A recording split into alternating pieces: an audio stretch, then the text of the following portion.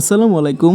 আজকে শুক্রবার। আলহামদুলিল্লাহ আজকে আমরা সবাই গেছিলাম আমাদের বিলে ফুল তুলতে, মানে শাপলা ফুল তুলতে আর পদ্ম ফুল তুলতে। কিন্তু দুর্ভাগ্যবশত আমরা নৌকা না পাওয়াতে আমরা শুধু শাপলা ফুল তুলে চলে আসছি। মানে পদ্ম ফুল তোলার অত দূর পর্যন্ত আমরা যেতে পারি নাই, কারণ আমরা যে নৌকাটা নিয়ে গেছিলাম এই নৌকাটা খুব অল্প সময়ের জন্য নিয়ে গেছিলাম, কারণ এই নৌকা নিয়ে সে মাছ মারতে যায়, অল্প সময়ের মধ্যে ঘুরে আসে। তো যাই হোক, অল্প সময়ের মধ্যে আমরা কিন্তু অনেকগুলো ফুল তুলেছি। সাথে ছিল আমি, শিহাব, অনিক আর জেশান। ঘোরাটা কিন্তু অল্প সময় হলেও খুবই ভালো লাগছে, কারণ এই বছর আমরা এই প্রথম শাপলা ফুল তুলতে গিয়েছিলাম আমাদের প্রাণপ্রিয় বিল দিকশির বিলে। তবে আমরা ঠিক করেছি আমরা আরো একবার আসবো এই বিলে বেড়াতে, কিন্তু সেদিন আমরা শুধুমাত্র শাপলা ফুল তুলবো না, সাথে আমরা পদ্ম ফুলও তোলার চেষ্টা করবো ইনশাল্লাহ। কারণ এখান থেকে যদি আমরা বড় বিলে যাই সেখানে প্রচুর পরিমাণে পদ্ম ফুল আছে, আমরা সেই পদ্ম ফুলগুলোতে তুলবো। আর সাথে শাপলা ফুল, ওইখানকার শাপলা ফুল আরো বড় বড়, আরো লম্বা, কারণ এখানে অল্প পানি ছিল, আমরা অল্প পানিতে ফুল তুলেছি যার জন্য আমাদের শাপলা ফুলগুলো অনেকটা ছোট ছিল। তারপরে আলহামদুলিল্লাহ আমরা যে মানে প্রায়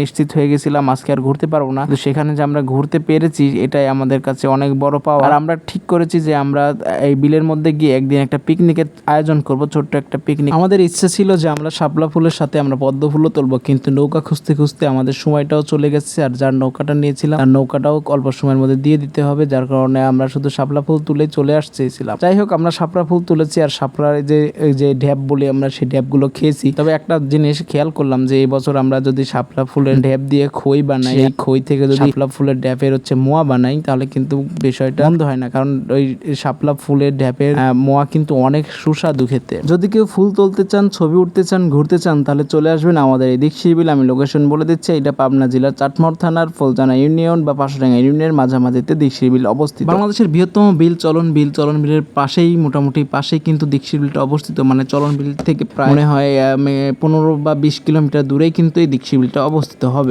থাকলে অবশ্যই লাইক এবং কমেন্ট করবেন। ধন্যবাদ।